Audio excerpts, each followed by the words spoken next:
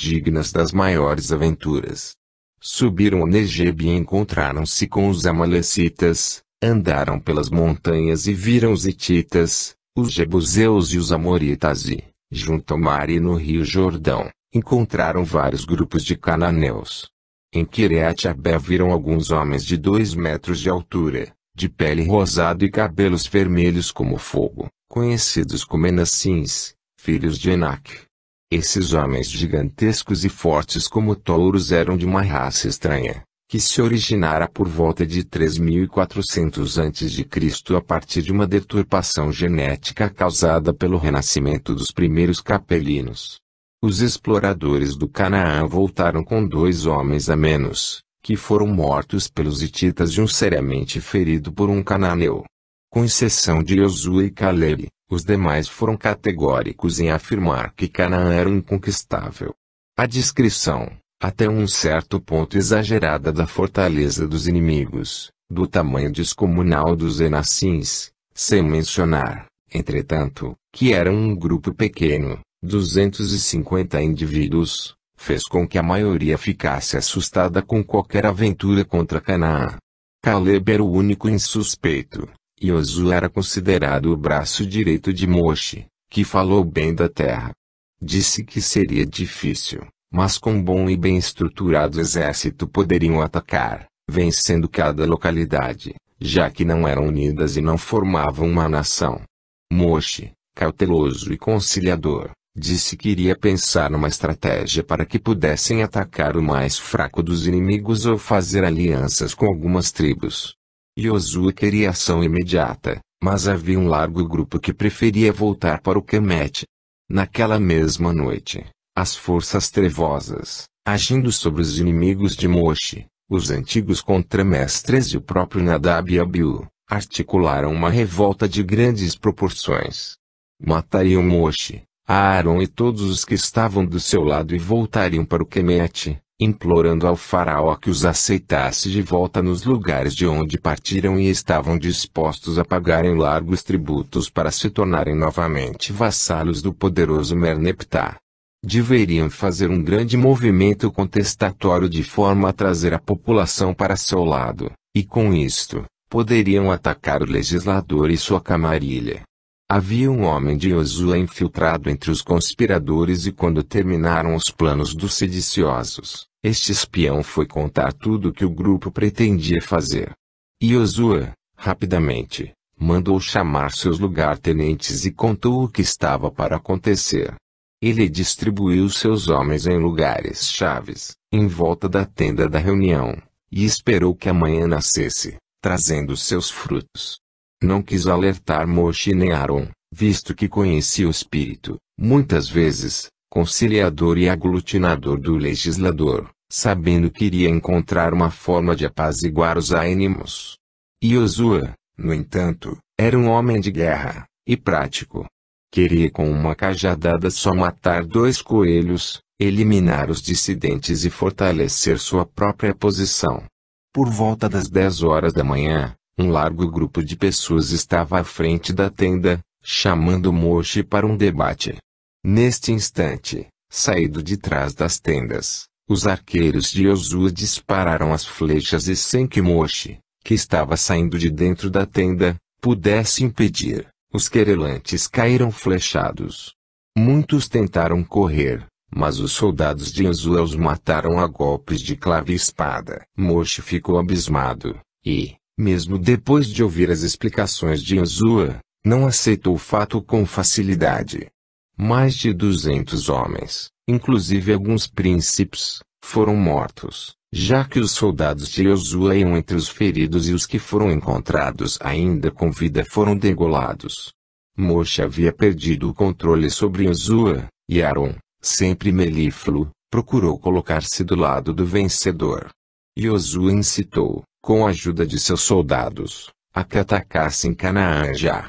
Dizia ter um exército de 20.000 homens e que ninguém poderia vencê-los em combate. Começariam atacando os amalecitas no deserto de Negebe e iriam até o mar passando por Ráfia, Gaza, Ascalão e Ashdod. Moche, horrorizado com tanta matança, chamou Josué de lado e lhe disse: Nossas tropas não estão prontas. Você só tem algumas espadas e poucos flecheiros. A maioria dos teus pretensos soldados é composta dos antigos abirus que, neste ano, não engordaram nada e estão fracos de tanta viagem. Espera que até que possamos nos fortalecer, e quando Merneptah atacar Canaã, nós iremos atrás e a conquistaremos sem derramamento de sangue. Josué olhou com certo desdém e lhe disse: Sou apenas um soldado e meus homens querem combater.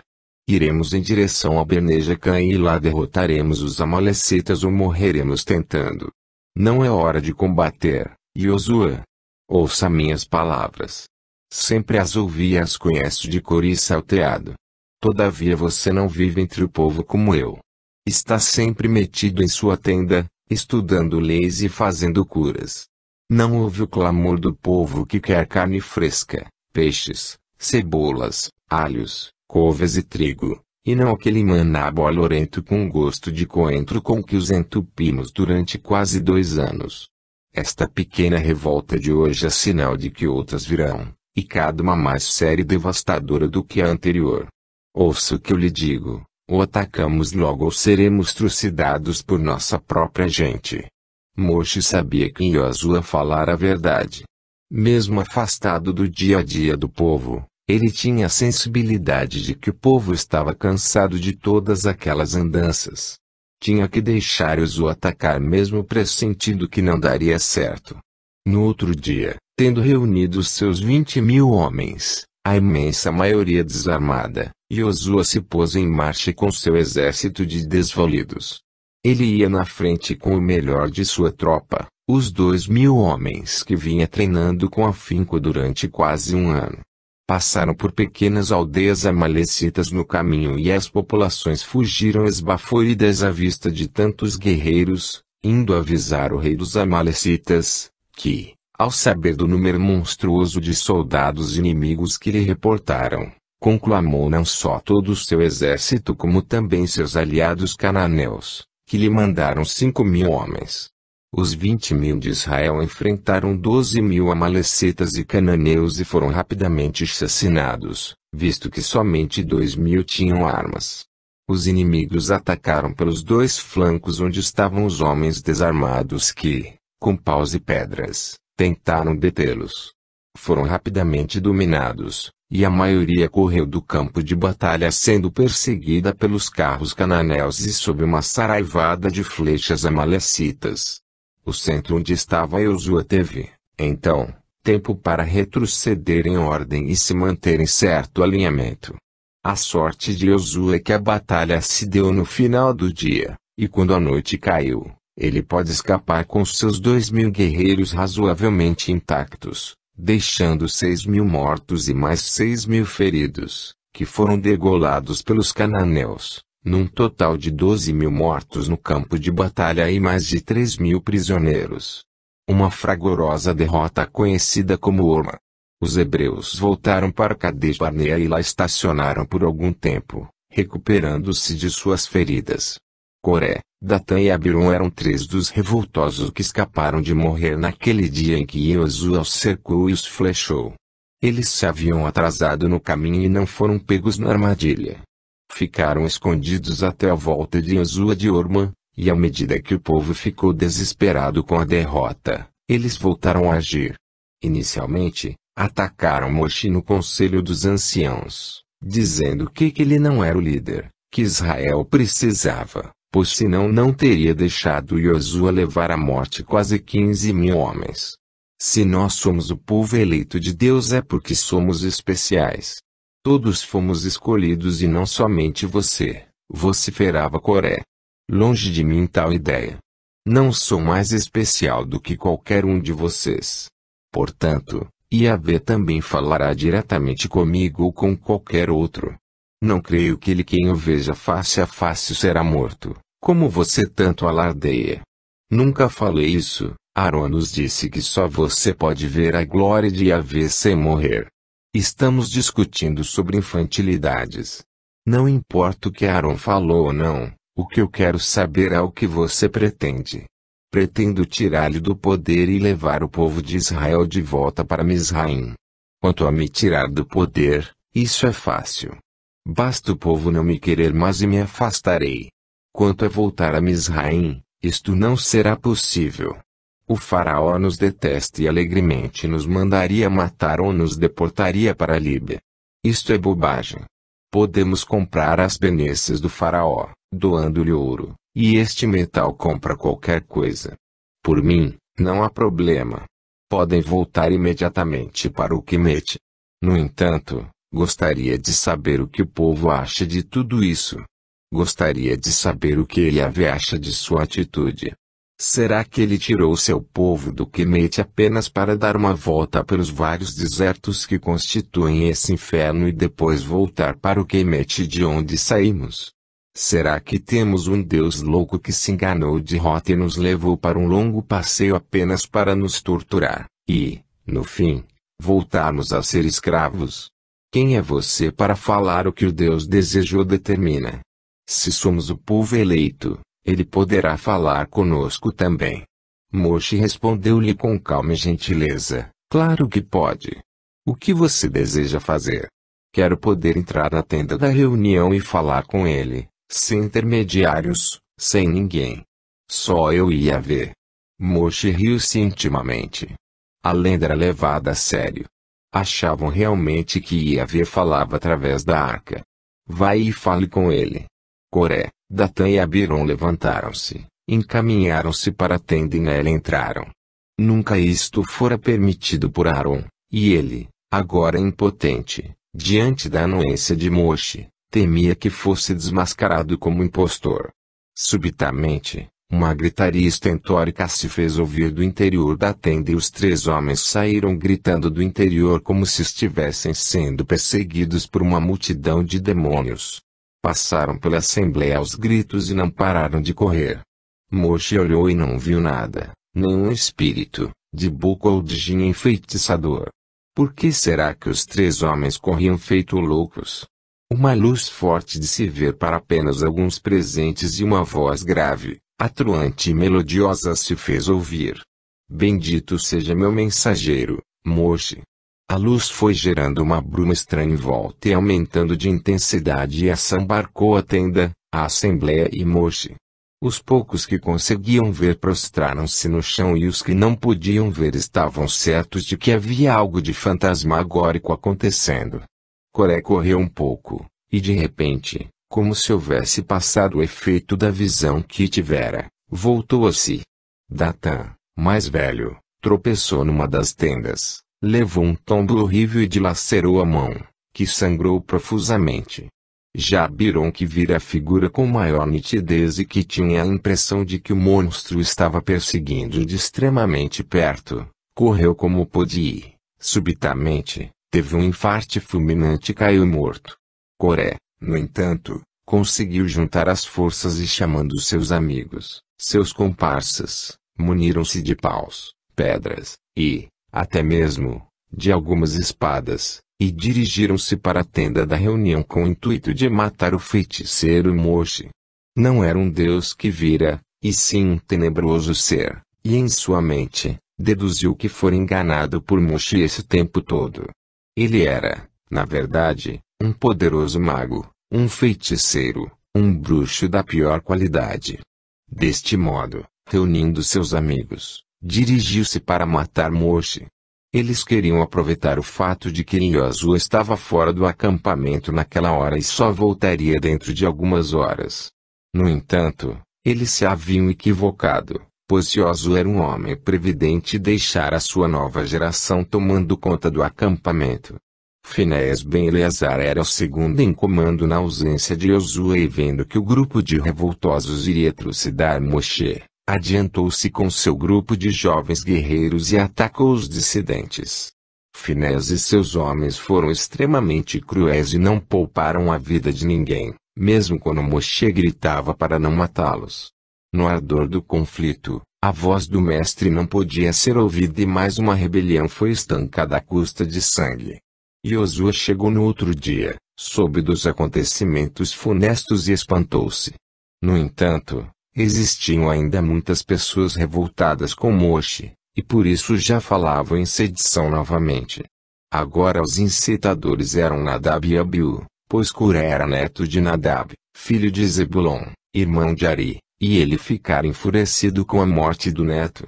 Um dos grupos tentou chegar perto da tenda da reunião e os soldados fiéis de Josué os interceptaram e travaram uma renhida pugna que terminou com a morte dos assaltantes rebeldes e 2 guerreiros levemente feridos. O povo estava em polvorosa e Moshe os convocou e gritou do alto de um morro para que todos pudessem ouvi-lo: povo de Israel, sou que sou por obra de Yahvé. No entanto, a voz de Adonai se manifesta em todos através da vontade que sentem. Se não desejarem que eu os lidere, afastar-me-ei imediatamente. Se quiserem que eu continue, é preciso que cessem toda a disputa, toda a guerra e toda a crueza. Moshe estava arriscando uma perigosa cartada. Se fosse embora, os vários grupos se lançariam uns contra os outros para terem a dominação e o ouro da arca e dos tesouros. Se ficasse, por sorte, poderia trazer um pouco de paz. Ele precisava de tranquilidade para preparar a próxima etapa, que era a conquista de Canaã. Aqueles que querem que eu fique aqui gritem o nome de Yahvé. O movimento foi feito em 2 vezes. Uma grande maioria que acreditava que Yahvé se manifestava através de Moshe levantou os braços imediatamente e bradaram o mais alto que podiam. Os demais, ao verem que a maioria levantara os braços, também fez o mesmo, e gritaram, sabendo que não haveria outra escolha a não ser aceitar a liderança de Moshe. Assim também o deseja Yahvé, exclamou Moshe, alegrando-se com a vitória. Algumas semanas depois, perto do meio-dia, ouviu-se um estrondo medonho. Das entranhas da terra vinha um som, um rugido amedrontador, e a terra começou a tremer de forma terrível. Moshe perdeu o equilíbrio e foi derribado com a força do terremoto, que deve ter alcançado o grau máximo possível, pois a terra fendeu-se em vários lugares. Pessoas foram tragadas pelas fendas que se abriam como bocas vorazes e se fechavam ou se alargavam ainda mais em movimentos sistólicos imprevisíveis. Com o terremoto, uma forte e ampla nascente de água pura e cristalina brotou entre as rochas, e logo espraiou-se. Mais uma vez a coincidência favorecia Moshe, pois a cabeceira do riacho nasceu a poucos metros de onde ele estava e todos imaginaram que foi ele quem abriu a rocha para deixar a água nascer e desalterar o seu povo, resolvendo de vez um problema aflitivo, gerador de muxoxos e insídias por parte dos mais velhos. Os próximos anos foram de razoável paz. Nem tudo correu como Moshe desejava, mas ele soube preparar-se de forma adequada. Haviam-se passado 4 anos desde que haviam saído do Quemete. 2 anos depois que os hebreus haviam saído do Quemete, as tribos indo-europeias, que haviam se instalado há 100 anos na Líbia, uniram-se e atacaram o Quemete. Entraram pelo ocidente no delta e encontraram o exército fortemente armado, treinado e comandado pelo próprio Merneptah. A batalha foi renhida, durou 6 horas, e o faraó venceu, expulsando os povos do mar. Esses indo-europeus haviam se dispersado a partir de pequenos grupos que saíram da Suméria no tempo de Nilde e foram conduzidos pelos Alambaques sob a tutela dos espíritos superiores para a Ásia Menor, onde miscigenaram-se com outras tribos indo-europeias de menor poder cultural do que os sumérios. 500 anos mais tarde foram até a ilha de Creta e lá estabeleceram um verdadeiro império que ficaria conhecido como Minóico devido ao mítico rei Minos de Creta. A ilha foi devastada por um enorme tsunami com ondas enormes de 60 metros, que varreram a ilha, destruindo a grande civilização minoica, ocasionado pela explosão do vulcão na ilha terá poucos quilômetros de Creta.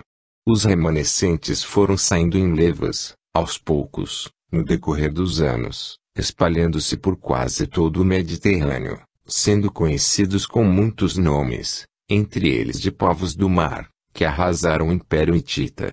Os indo-europeus de Creta lutaram contra os dórios, que ocupavam o Peloponeso, e Platão confundiu os cretenses com os atlantes, que originaram-se de Atlante, em Capela, dando início à lenda do continente perdido de Atlântida. Entre mentes, Moshe moldava em Kadesh Barnea o seu povo. Inicialmente, ampliou o exército com jovens recrutas que eram apartados dos pais e treinados à exaustão, e, principalmente, mentalizados para a vitória devido à superioridade dos hebreus como povo escolhido de Yahvé. Aproveitou para expulsar definitivamente a oposição que muitos lhe haviam feito, tendo, com isto, a fidelidade dos levitas pode implantar o seu sistema de leis, e o fez de forma dura e sem complacência. Sua personalidade não permitia que nada interferisse em seus planos, pois agora estava mais forte do que nunca. Não desejava que os simples hebreus compreendessem a lei e nem o espírito dela, pois sabia que eram ignorantes. Só desejava que a obedecessem fielmente e que se dedicassem ao seu único Deus com todo o temor, já que lhes era difícil amar um ser tão terrível que matara tantos dos seus. Naqueles tempos, entre revoltas, pestes, guerras e longas caminhadas pelo deserto, mais de 50.000 pessoas haviam perdido a vida.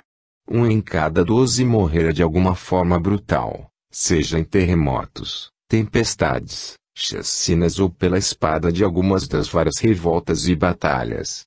O povo não podia amar um Deus tão sanguinolento como Yahvé, e Moshe sabia que, neste ponto falhara, e teria que esperar que outro profeta, quem sabe mais dócil, em circunstâncias menos duras, pudesse falar que o pai era amoroso, e não um carniceiro sanguinário.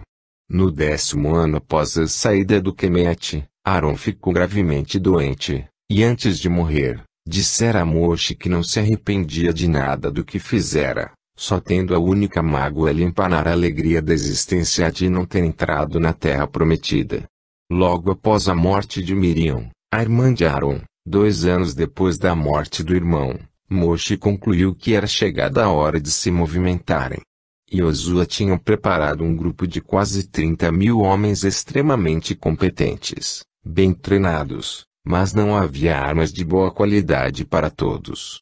Muitos tinham sido treinados com espadas de madeira, o que não seria adequado para uma verdadeira luta. Faltavam armaduras, bigas, flechas e bons arcos. Era preciso adquirir o que faltava em outro lugar. Moshe chamou Josué e conversaram. Creio que é hora de atacarmos Canaã e devemos primeiro ir até Elate para comprarmos mantimentos, armas e negociar tudo o que pudermos para fortalecer nosso exército. Poderíamos ir até lá somente com os guerreiros e depois voltaríamos aqui depois de fazermos as compras. Não, isso não será possível. De qualquer maneira teremos que contornar a terra de Edom. Eles nos negaram passagem. Como? Há 2 meses, enviei um mensageiro secretamente e o rei Edomita não quis deixar que tantas pessoas passassem por suas terras. Tem medo de que iremos destruir sua pastagem, que está muito seca. Não lhe tiro a razão. Podemos lutar e destruí-los. Podemos, mas não devemos. Os edomitas são poucos, mas lutam ferozmente e nós teríamos uma difícil vitória. Meus homens estão prontos. Eu sei disso e é por isso que não quero desgastar nossas forças com os edomitas, pois não temos interesse em suas terras ressequidas. Devemos guardar nossas forças para o verdadeiro inimigo. Mas creio que seria uma boa oportunidade de atacarmos os edomitas e derrotá-los. Engano seu, Josué. Derrotar os edomitas não nos traria vantagens. Ao contrário, quero mais tarde fazer aliança com eles, já que são descendentes de Tshak, portanto, irmãos de Israel. Não devemos ter somente inimigos à nossa porta. Teremos muito que nos preocupar com os pequenos e perigosos povos que habitam Canaã. Olhando por este ângulo, você não deixa de ter razão. Josué já havia se conscientizado de que Moshe era um estadista, um homem com um senso político muito agudo. Sabia que todas as vezes em que as pessoas foram contra o que ele pensava, acabaram sendo derrotadas pelos fados. A sua própria teimosia em querer atacar os amalecitas havia custado muito caro. Foi por pouco que ele mesmo não perdera o comando do exército, e se isto não aconteceu é porque Moshe não tinha ninguém mais competente do que ele. tornara-se mais humilde e obediente perante aquele homem amadurecido e sapiente. Os grupos saíram com alguns dias de separação e foram em direção a Eilat. Estavam mais fortes e dispostos. Novos animais haviam nascido e aguentaram a viagem. Chegaram a Eilat após 10 dias de viagem e tomaram a cidade sem lutas e resistências. Moshe, após 30 anos, entrava em Eilat, não mais como um escravo para ser vendido, mas como um monarca de um povo que se multiplicara, e nos últimos anos beirava aos 800.000. Os demais grupos foram chegando a Eilat, terra dos Madianitas, e Moshe soube que Jetro, seu sogro, já havia falecido alguns anos atrás. Em Eilat, o grupo ficou mais de um mês. Eles compraram todas as armas que podiam adquirir e mandaram vir de lugares distantes todas as outras que pudessem ter. Os ferreiros hebreus tomaram conta da cidade e a ordem era fornecer armamento para o exército de Israel. Além disso, carros de combates foram feitos, pois se Josué sentir em sua carne, na batalha de Orma, a importância das bigas e de armaduras que impediam que as setas perfurassem os lugares importantes. Israel preparou um exército com jovens que variavam de 15 a 20 anos. Gente que havia saído do Quemete ainda criança, não se preocupando mais com aquele lugar distante, de que os mais velhos ainda suspiravam por terem saído, especialmente aqueles que haviam ocupado posições de destaque e de riqueza. O exército saiu de Eilat, subindo o caminho real em direção ao coração da terra de Moabe. Subiram até Finom e o rei dos cananeus, Arabe, que havia derrotado Josué e seus 20.000 guerreiros há 10 anos, soube do grande movimento dos israelitas e pensou erroneamente que Israel vinha lutar novamente com ele. Avançou com seus aliados amalecitas e guerreiros cananeus e tomaram alguns soldados desgarrados de Israel. A resposta de Israel foi rápida. Josué movimentou seu exército de quase 30.000 homens e os bateu perto de Obote, no caminho de Atarim. Após isso, continuou até encontrar o Mar Morto e Moshe decidiu atacar Moabe para não ter que se defrontar com os Uritas que, se não eram melhor armados, tinham mais experiência de combate do que os jovens israelitas. Houve um incidente que depois foi dramatizado ao extremo. Alguns jovens entraram num viveiro de serpentes venenosas e muitos foram picados, sendo que alguns morreram e outros conseguiram correr até Moshe que estava indo num camelo à frente do exército. E mais uma vez o incrível poder de cura do Esculápio gerou uma bela lenda de curas da serpente de bronze. No entanto, houve algumas mortes e outros ficaram paralíticos devido à peçonha inoculada pelas víboras. Israel desejava passar em paz pela terra dos amorreus e Moshe mandou um mensageiro falar com Seom, rei daquelas plagas. O rei aprisionou o infeliz, e, após torturá-lo, enviou-o de volta, nu, morto, amarrado no dorso de um asno, com os testículos extirpados. Além disso, o rei, de pouca inteligência, pois nem sabia quantos guerreiros iriam enfrentar, saiu com sua tropa e enfrentou os israelitas. Os amorreus não passavam de 5.000 guerreiros, que foram esmagados pelo rolo compressor de Josué. Aquela tarde foi de triste memória já que, após a derrota, os amorreus foram todos passados ao fio da espada por terem sacrificado de forma tão vil o mensageiro desarmado. Não houve um amorreu que escapasse vivo. Moshe mandou que o exército avançasse rápido e tomasse Ezebom, a capital dos amorreus, assim como não titubeassem e fossem até Bazã para expulsar o restante dos amorreus daquelas terras, assim como da cidade de Ar-Moabe. E Josué, em 2 dias de manobras, não só tomou as cidades sem incendiá-las, como também aprisionou a maioria dos homens combatentes e dominou as passagens para as estepes de Moabe. O rei de Moabe, Balaque, estava amedrontado.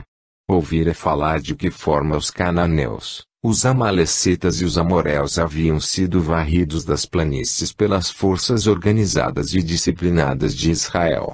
Ele não tinha gente suficiente para enfrentá-los e temia que seria rapidamente derrotado. Por sorte sua, Os israelitas haviam entrado em Moabe e pararam perto de Jaebarim, levantando um enorme acampamento que cobria a extensa área. Balaque, sabendo que aquele povo tinha um único Deus e que era feroz e iracundo como um leão, pensou, com sua mentalidade de homem da época, se eu pudesse ter um grande feiticeiro do meu lado, que, sabendo quando o Deus dos israelitas fica enfurecido, e aproveitando-se desta disposição belicosa da divindade, rogasse uma praga contra seu próprio povo, eu poderia triunfar sem sequer lutar. O próprio Deus os eliminaria como se fossem uma praga de gafanhotos. Conversando com seus imediatos, Balaque resolveu chamar Balaão ben Beor, um famoso feiticeiro amonita que morava perto do rio Jaboque. Balaão era um bruxo que, desde a adolescência, dedicara-se à magia e ao comércio com os espíritos. No entanto, como era um homem amoral, podendo tanto fazer o bem como o mal, era coadjuvado em suas bruxarias por espíritos satânicos e que fariam qualquer coisa por fluidos vitais de animais que lhes davam a falsa impressão de estarem vivos. Balaque chamou Balaão por diversas vezes e somente após oferecer-lhe grandes quantidades de ouro e prata que o feiticeiro resolveu ir até a terra dos Moabitas. No caminho, seus tenebrosos assistentes espirituais foram aprisionados por guardas astrais e ele ficou só.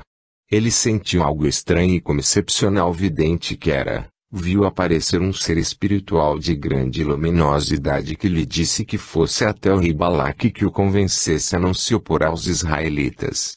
Caso se unissem, poderiam formar uma confederação de povos que tinham a mesma origem em Taré, já que os Moabitas se diziam filhos de Lot, sobrinho de Avrão. Balaão contou a Balaque tudo o que lhe acontecera na viagem, exagerando os eventos, dizendo que seu asno lhe falara e que um anjo do Senhor de Israel lhe aparecera. O rei dos Moabitas ficou irritado a ponto de ameaçar não pagar mais nada do que prometera.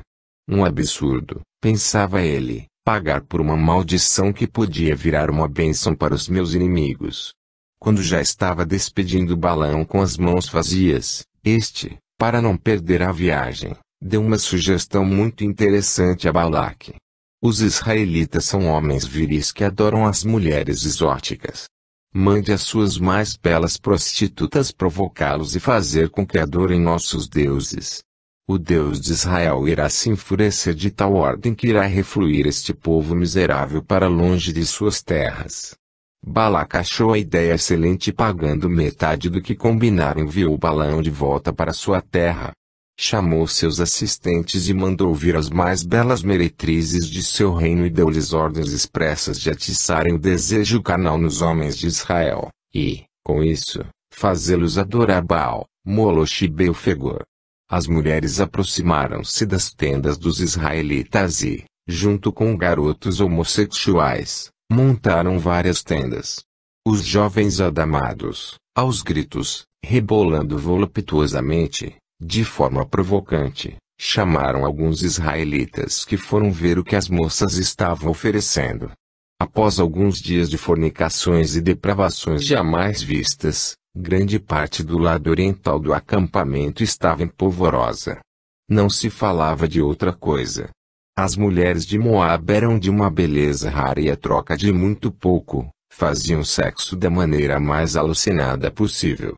Os homens corriam para participar das festas que aquelas tendas ofereciam.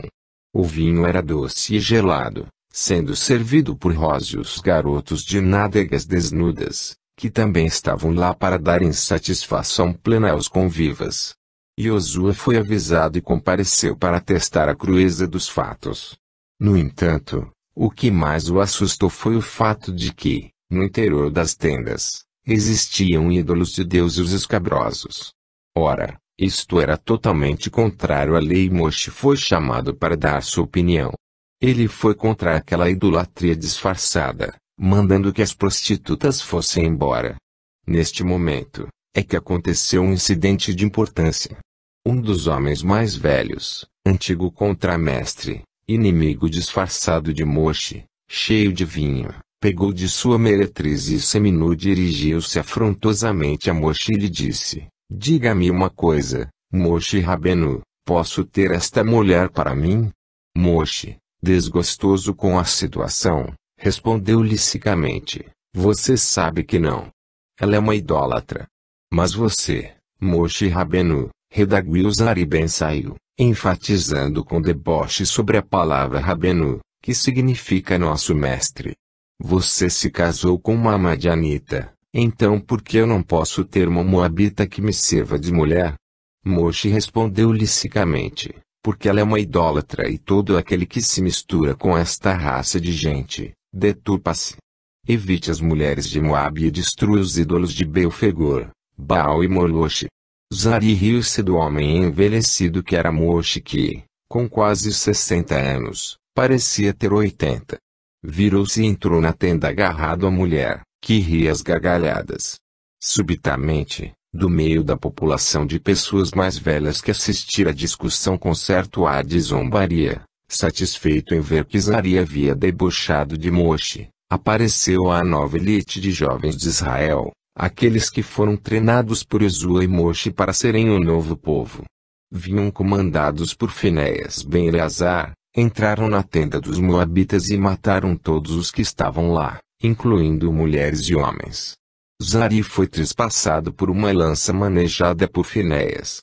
A nova geração dava o seu ar da graça. Não fora conspurcada pela velha geração, e desprezava por ter se revoltado contra Moshe e Jesua. Os guerreiros reuniram-se sob o comando de Jesua e atacaram os Moabitas e seus aliados madianitas. Foram todos mortos num ataque fulminante. Balac foi trucidado e seu corpo esquartejado e jogado aos chacais, para serem devorados. Moshe reuniu-se com Jesua e conversaram sobre a melhor forma de conquistar a terra prometida. Enquanto tivermos os madianitas nos nossos calcanhares e os amonitas na nossa frente, estaremos cercados em constante perigo. E Jesua, divida sua tropa e mande Finéias ben Eleazar com uma tropa de 12.000 para a terra de Madian, e passe todos no fio da espada. Pensei que poderia contar com a simpatia deles. No entanto, eles têm mandado reforços para que os amonitas lutem conosco, e, desde a morte de meu sogro Jetro, que eles não têm consideração, nem por mim, nem por Israel. Pelo contrário, os madianitas desejam nossa morte. Jesua meneava a cabeça em concordância. Moshe continuou a falar, com uma voz pesarosa e o corpo moído, pois a guerra lhe era abominável. No entanto, não havia outra condição, já que eram quase 800.000 israelitas e precisavam de uma terra fértil para criarem seu gado e suas crianças. Os outros deveriam ceder, morrer ou se associar. Por outro lado, você deve atacar os amonitas com grande vigor e destruí-los, pois eles não cessam de tramar nosso fim e cada dia que passa tornam-se mais fortes e mais preparados. Leve 18.000 homens e esmaga a víbora antes que ela se torne adulta e lhe morde o calcanhar. E assim foi feito. Uma guerra santa foi encetada contra os madianitas, e durante um ano, todos os lugares do Sinai e pedaços da Arábia, que era a terra dos madianitas, e a atual Síria, que era a terra dos amonitas, foram atacados por Finéias e Jesua, respectivamente, demonstrando não só extrema destreza militar, mas, principalmente, uma brutalidade poucas vezes vista, não permitindo que mulheres e crianças fossem deixadas vivas. As mulheres muito belas foram mantidas vivas apenas para serem usadas como escravas sexuais dos captores, e finalmente mortas, quando demonstravam estarem velhas, cansadas, doentes ou grávidas. Moshe procurou nortear os guerreiros que deveriam apenas combater os homens, mas anos de instrução mostrando que eles eram o povo eleito do Deus único, portanto os únicos a merecerem a complacência divina, fez com que não tivesse condescendência com mais ninguém, porquanto os demais eram os outros, Goim. Aquele ano de sangrentos resultados fulminando a saúde de Moshe, e num dia, um dos muitos espíritos que lhe apareciam para ajudá-lo nas curas que continuava a fazer, olhou com tristeza, e disse-lhe que se preparasse para a grande viagem. Moshe vinha sentindo extremo cansaço e as pernas viviam inchadas. Sua urina estava turva e tudo parecia indicar que seus rins não estavam funcionando tão bem quanto antes. Moshe chamou Yoshua e debateram por muitos dias o que devia ser feito. Moshe decidiu uma série de medidas e, numa cerimônia pública, Moshe passou o comando para Yoshua que foi aceito com amém, verdadeiro, por toda a congregação. Moshe disse-lhe numa tarde em que o sol caía por trás do Monte Nebo: pensei muito na minha morte. Não entrei na terra prometida, pois não fui digno de tal. Deus é justo. Entrarei em espírito. Não diga isto, Moshe Rabenu. Ninguém merece mais do que você. Não vamos discutir merecimentos. A terra não é um lugar de merecedores. Haverá sempre vitoriosos que não merecem sê-lo, e aparentemente derrotados, que deveriam receber os lauréis e são desprezados. A Terra é um lugar de evolução e muitos de nós terão que ir e voltar muitas vezes. Voltar outras vezes. Você crê nisso? Antigamente eu não acreditava. Diziam que nós viemos de um lugar no céu de onde fomos banidos por termos praticado os atos tenebrosos e aqui na Terra encontraríamos a redenção. Escutei uma história parecida em Babilônia e Ur. Se isto for verdade, significa que temos muitas vidas, o que me parece justo. Será que isto pode ser verdade? Porque nunca escutei você falar disso antes. Ora, Yoshua, eu falo de um Deus de amor e o povo só consegue enxergar uma divindade tenebrosa. Eles colocam a culpa de tudo que existe de bom e mal neste Deus. Não conseguem compreender a bondade inerente a este ser. Imagine se eu falasse em muitas vidas. Ninguém entenderia. Para lhe ser honesto, nem eu tenho certeza de tudo isto é verdade. São especulações. Os povos de Mizraim, os de Sumer e de Ariã acreditam em muitas vidas, e não sei por que razão não acreditar. No meu íntimo, eu acho que creio nisso, pois faria de Deus um ser menos mesquinho, tirânico e zura. Yoshua olhou surpreso, sem entender metade do que Moshe falava, o que o levou a mudar completamente de assunto. Escute-me com atenção e obedeça-me em tudo o que lhe disser. O guerreiro olhou com seriedade. Vou morrer dentro de alguns dias e por isso quero que você monte minha tenda no Monte Nebo e me leve até lá. Não quero que Séfora e meus filhos me vejam.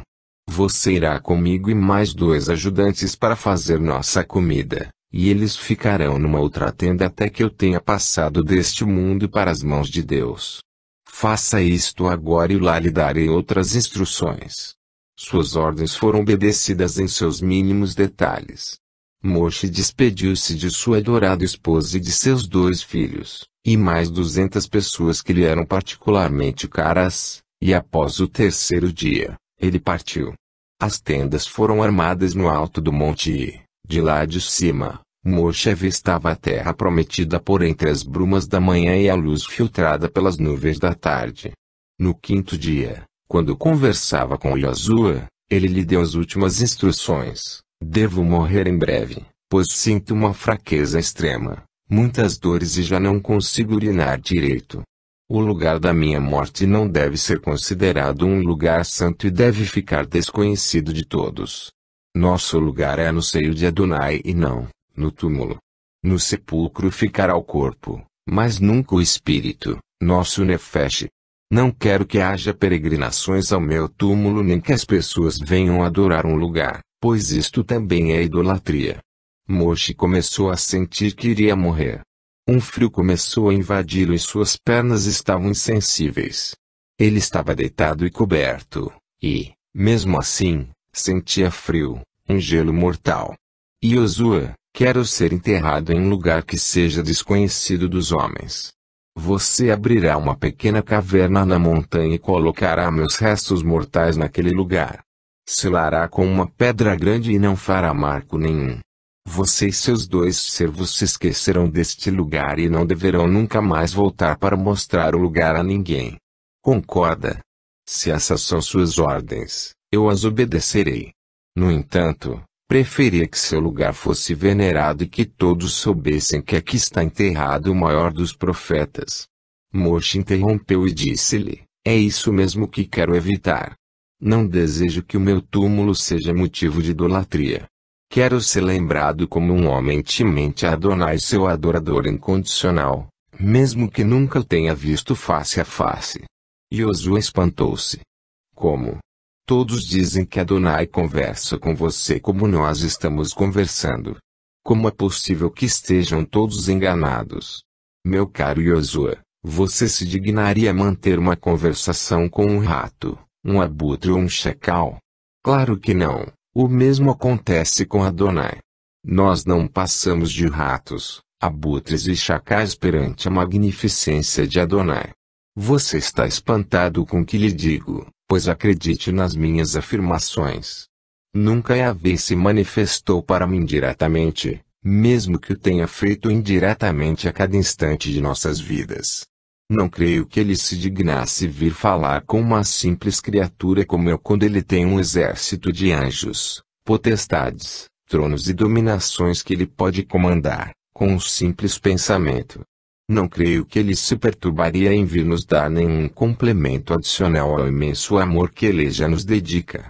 Não entendo nada do que você está falando, Moshe. Será que você delira em sua agonia?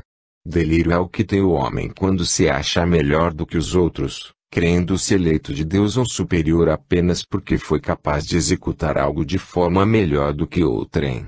Delírio é o que nos trará desgraça e o infortúnio. Creio que ao ter usado esta figura, ser eleito do Senhor, foi um erro. Se por um lado nos uniu e nos deu orgulho como povo, nós que fomos expulsos de Misraim por sermos a escória de sua sociedade, por outro lado, desenvolveu em nós uma soberba, que não se apagará com o passar dos séculos. Josué estava convicto de que Moshe estava em extrema agonia, falando sandices e divagando sobre assuntos mórbidos. Josué, você ainda tem uma chance de reparar o mal que eu fiz. Diga ao povo que nós somos todos filhos do Altíssimo, não importando nossa cor, nossa cultura, nossa religião. Diga para que sejam tolerantes e mesmo que os outros estejam errados, escute-os, pois é da diversidade que nasce a luz do entendimento e da fraternidade. Josué nem sequer refletiu sobre o que Moshe falara. Não se deve dar muita atenção às palavras insanas de um moribundo. Moshe viu estampadas no rosto de seu sucessor a descrença e apatia de quem não irá fazer nada para mudar. Sentiu que fracassara em passar a mensagem de fraternidade de um Deus sumamente bondoso. Ele, no seu afã de obter resultados, usara as invenções criadas por Arão e agora estava enredado em suas próprias mentiras. Como desdizer em segundos, o que levará anos para construir?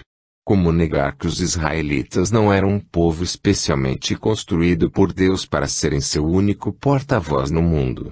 Subitamente a luz se fez presente e Moshe, em sua vidência, viu, pela primeira vez, uma imagem no interior da intensa luminosidade.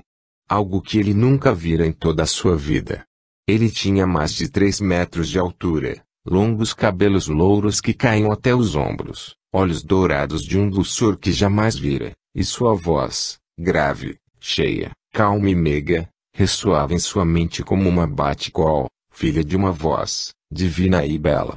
Em sua primeira impressão, pensou, Yahvé, não sou Yahvé e nem sou digno de tamanha honra.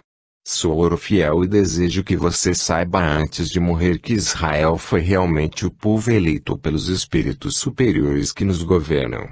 Ele foi o povo escolhido para difundir a ideia de um único Deus, e nisso você foi corado de êxito. Descanse seu espírito, porquanto sua missão foi bem-sucedida. Naquele momento, Moshe morreu, tendo a visão de ouro fiel, um dos mais importantes malachins, mensageiros, de Mitraton. Josué enterrou Moshe como fora ordenado e desceu ao encontro do povo, e por 30 dias tomaram luto fechado. Após seu passamento, o enviado de Yahvé foi levado, desacordado, para o astral superior e lá internado num local de imensa beleza, onde foi convenientemente tratado. Alguns meses depois, completamente recuperado, tendo rejuvenescido, mostrando-se como um homem maduro, E não mais o velho alquebrado de quando falecera. Moshe foi levado para um templo.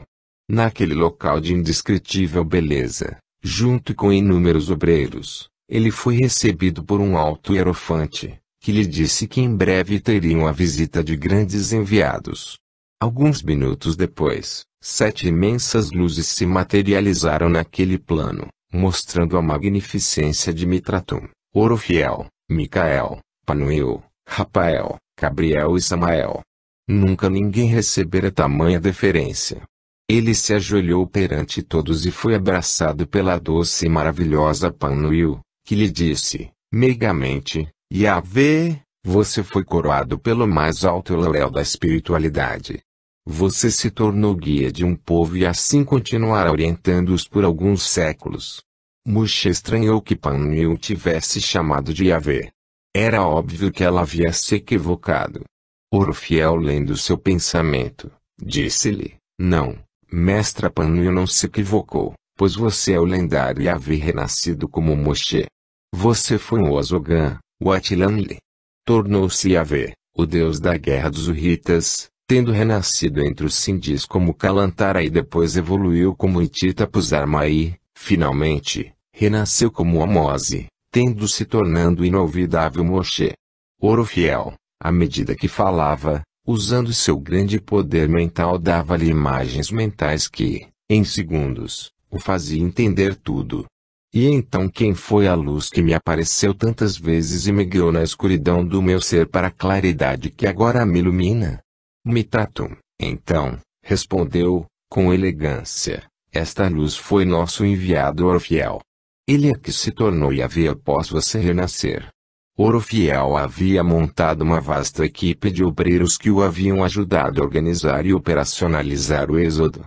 Entre eles tinham trabalhado também Samangelaf, importante guardião do Kemet que havia debelado uma organizada revolta de Alambacas liderados por Apopis.